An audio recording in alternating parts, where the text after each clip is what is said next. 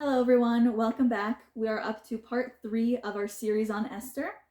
A quick recap of what we talked about last time was that Esther had this really incredible power of keeping her identity concealed when she entered the palace, and she lived quite a difficult life and felt very lonely and afraid, but still committed to doing that, which has so much power to it.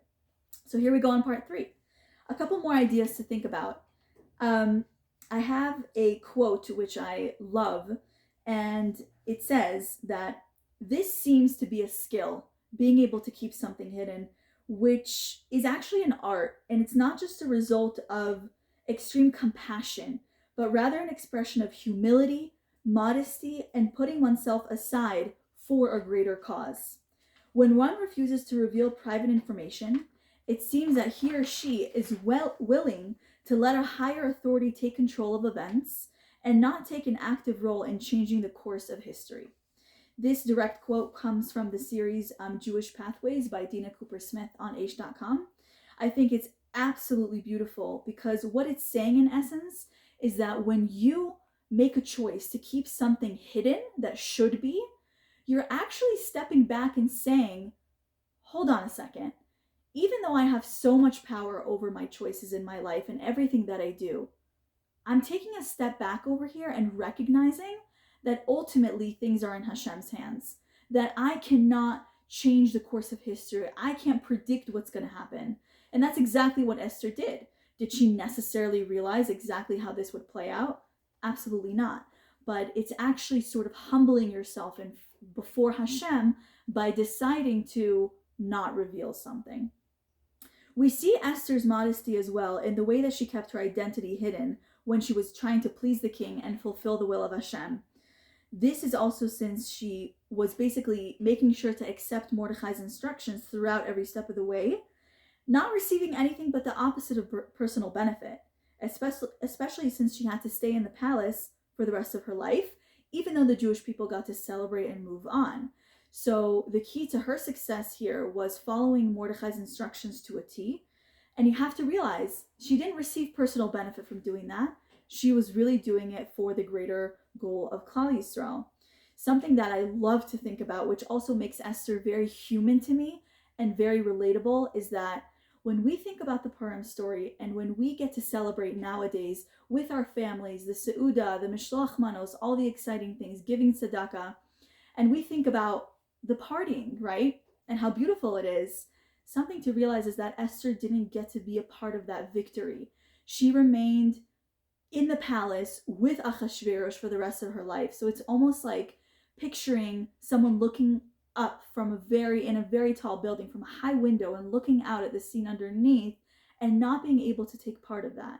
So obviously I can't tell you exactly what took place, but just knowing that she didn't get to join Klal Yisrael in the end and have that happy face on is something that is truly astonishing about the way that she acted and the choices that she made. She also did not want any position of royalty or public acknowledgement. We see this in the way that Esther didn't ask much of King Ahasuerus to do for her, and she did whatever Haggai asked to beautify herself so she can remain in this role. She had this sort of very inner beauty and grace about her personality and appearance. That's what we see in the text. And it says that it shone brightly versus the other women who really tried to stand out in front of the king and be very showy. And kind of a side point, but I think it's also really beautiful to see that we kind of have a hint over here to the idea of what it means to be tznius and modest in general. Our focus is really on dressing to showcase our natural inner beauty, which is based on acting the proper way. And we try to complement the internal with or through the external rather than using the external without any limit, leading to forgetting who we are and the way that we look. And that's what modesty is really about, is dressing the way you do, acting the way you do, because it's the right thing to do, not because you're trying to get some kind of a personal gain. Although this is not coming to say that we shouldn't take care of ourselves and look appropriate and proper, because we are servants of Hashem and we want to make sure to showcase that as much as possible. Another lesson that we can learn from Esther's ability to keep things hidden is really to try to reflect on how often we do things so that other people know about it, see it, compliment us, praise us. And this is not to say that praise and positivity are not important. I think they're actually the key to success in our relationships.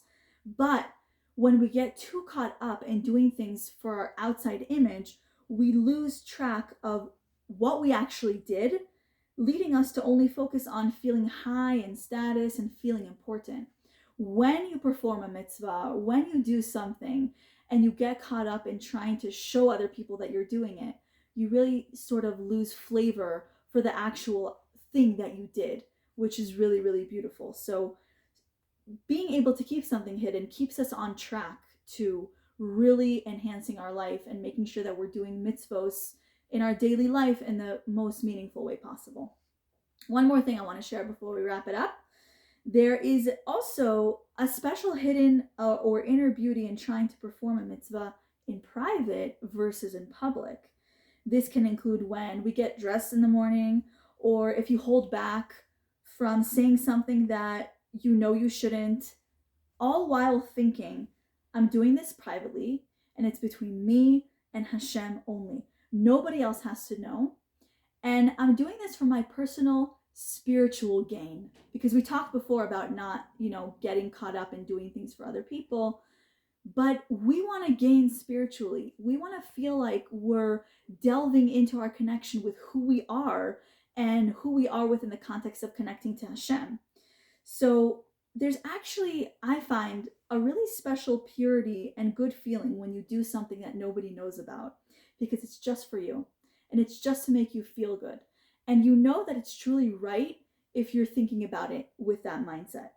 And this shows that you're also doing that thing because you're trying to fulfill the will of Hashem. So I would really encourage you to start thinking about what's something that you can do for your own spiritual gain within your relationship to yourself, even to strengthen who you are, and think about not necessarily needing to share that with others.